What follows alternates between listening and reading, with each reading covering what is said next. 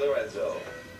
Good day, it's Father Tom, and I am glad to be with you today. And I have with me today Joe Mano, and I want to first start off by saying the very many times I've spoken that we have three lost generations, starting with my generation, the generation after me who had children, and now they're having children. And Joe has something important to tell us about young people, about that second generation and the third generation.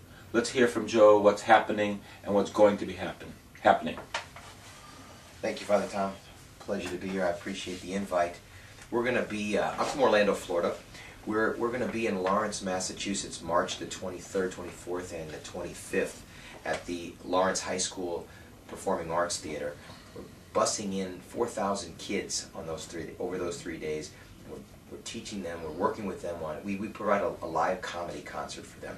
Now it sounds like fun, comedy concert, but what we're dealing with is we're dealing with major issues that children deal with every day: drugs, gangs, bullying, violence, the lack of respect they have for their teachers, their parents, the education.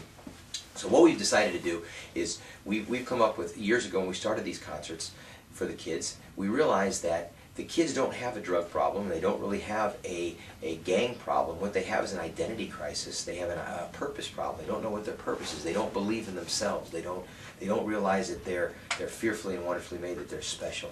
So we have to encourage them. We have to reach this generation. What we do is we're a vaccination organization. Rather than reaching out to kids when they're 15, 18 years old, trying to fix the problem, you have to reach the problem beforehand. Those seeds that you plant in those kids' minds is what takes them to the future of their generations. So on the end of this March, we're going to have a blowout. We got Dr. LeBoy, who's the superintendent in the Lawrence School District, is amazing, amazing man who gets behind these children, and he is rallying these 4,000 kids. We're also inviting all the charter schools, the Catholic schools around the area, even to the point where Dr. LeBoy, I don't know if I told you this, but Dr. LeBoy was telling us that he's so behind what we're doing here that he's actually going to pay for the buses for the Catholic schools to come as well. That's wonderful. Yeah. So tell us the dates again. March 23rd, 24th, and 25th.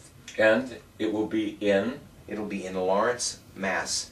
At the Lawrence High School. There's a beautiful New York-style performing arts theater in Lawrence, Mass. Yeah, it's amazing. Tell us some of your experiences with young people so that we can see what's happened. Well, we have, as you know, that a lot of kids have so many challenges. It could be from the absence of the father in the household. It could be a lack of parental interest in the family. There's so much out there to interrupt their minds, from the internet, movies, the television, you name it, video games. It just draws kids into this world that is not real.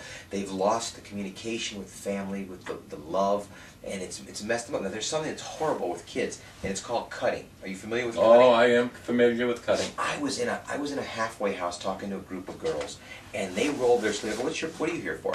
They said anger. And she rolls her sleeve up, and she's got cuts all up and down her arm. And I said, my goodness, what are you doing that for? And she said, I'm angry. And I said, well, if I tell you why you're angry, would it help you out? She said, yeah, but I don't think you have the answer. Well, the answer is very simple. I said, you're trying to fix all your tomorrows today. You want all the answers for all your tomorrows today. That's not how it works. If you get your answers for today, it takes you into tomorrow. If you miss today, you miss your answers for tomorrow. Now, when I told her that, you thought I invented the wheel.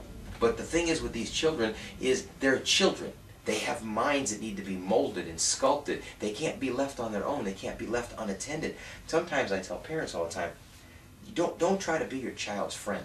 You need to be your parent. Because if you're a parent, that means you don't spare the rod. You correct them. Yes means yes, no means no. And when they get older, what ends up happening is the child actually wants the parent as a friend. But as they're younger, they need discipline.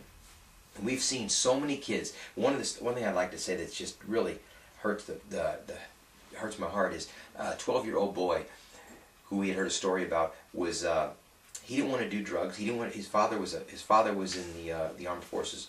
And now he's a police officer, and he said, I don't want to do drugs because I know it's not right. I'm not going to do marijuana. I'm not going to do cocaine. I'm not going to do any of this stuff. So he decided to go in his room and do what's called huffing. You ever heard of that? No. All right, when you clean your keyboard on your computer, there's that spray you use. And you spray it. If you turn the spray upside down, it blows a big white like flame out of the, not a fire flame, but a big smoke bomb. Well, the kid, if you inhale this spray, they thought it was just oxygen or was some sort of a spray, but he puts this tube in his nose and he sprays it and he inhales.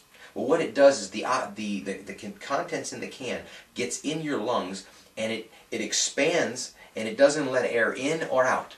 So the father comes in the room, my God, and finds the little boy dead, holding the straw still in his nose, like that, dead with his eyes wide open. He died in 7 seconds. After his lungs filled up, he was gone.